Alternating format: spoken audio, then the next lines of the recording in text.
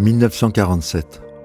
À 2 pas de la mairie de Marseille, dans les décombres des quartiers dynamités en février 1943, l'archéologue Fernand Benoît découvre les vestiges d'un entrepôt portuaire qui témoigne du rôle maritime important de Massilia au sein de l'Empire romain.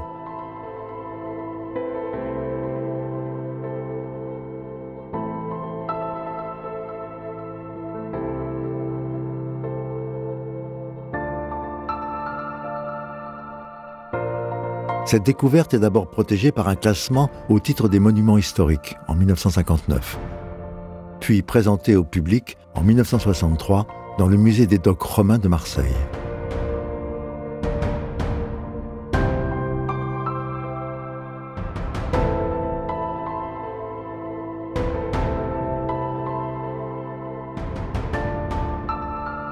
Ce musée offre aux visiteurs un site intrigant avec ses alignements de jarres enfouis dans le sol appelés dolia.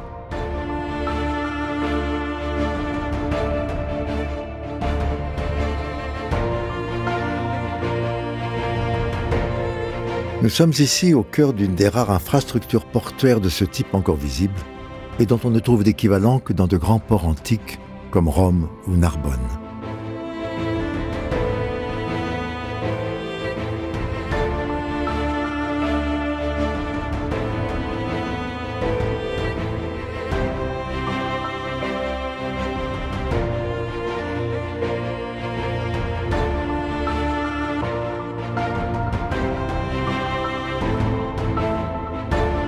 Cet entrepôt du 1er siècle est contemporain de l'éruption du Vésuve à Pompéi en 79 de notre ère. De grande dimension, il est aménagé sur une plage de l'ancienne calanque du Lacidon.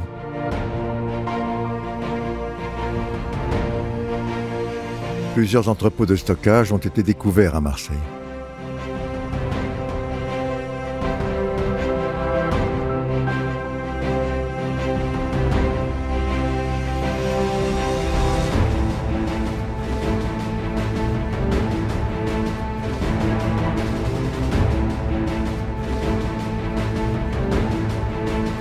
Le volume total de marchandises correspondant à de tels bâtiments, stockant principalement du vin, semble bien supérieur aux besoins de la population locale de l'époque.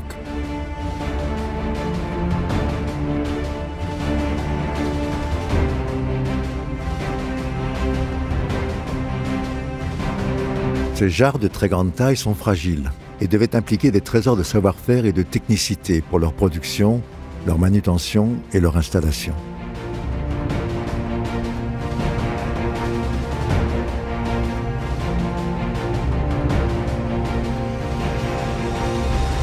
Les moyens employés pour remplir et vider ces jarres posent également question.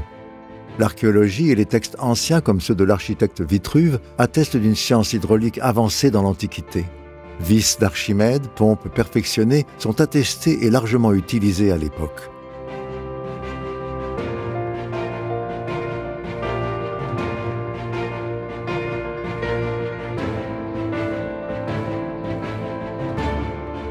Mais peut-être fait-on plus simplement appel à des esclaves équipés de seaux ou d'outres. D'où provenait ce vin? Et à qui était-il destiné? La première hypothèse est qu'au moins jusqu'au milieu du 1er siècle de notre ère, ce vin aurait pu être importé d'Italie comme pourraient le faire penser les épaves aux cales armées de jarres similaires provenant, semble-t-il, de Minturne en Italie, et qui ont été retrouvés sur nos côtes. Il s'agirait là alors, pour cette période en tout cas, d'une importation massive pour alimenter toute la région de Marseille.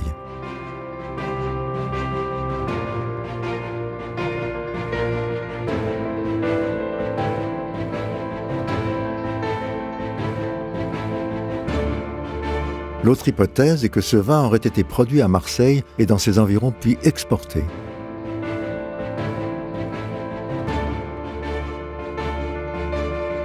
En effet, Marseille produit du vin en masse et de médiocre réputation quand on construit ses entrepôts.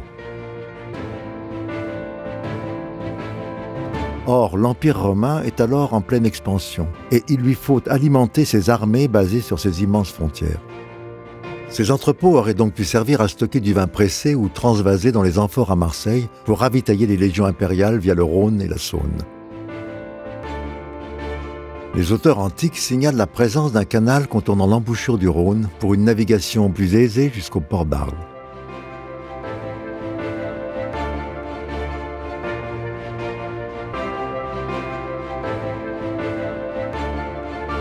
Cette infrastructure portuaire accueille des bateaux de halage aux cales remplies d'amphores ou de tonneaux selon les périodes, pour un transport massif vers les limites septentrionales de l'Empire.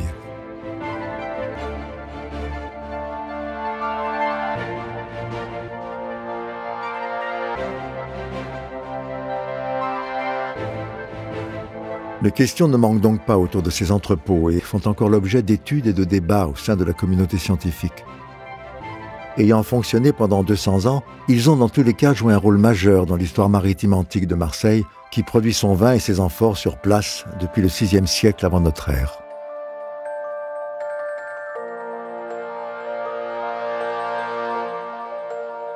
Ce musée des docks romains nous parle aussi de ces pionniers de l'archéologie sous-marine du XXe siècle, de leur curiosité, de leur opiniâtreté et de leur courage qui ont fait émerger cette mémoire engloutie.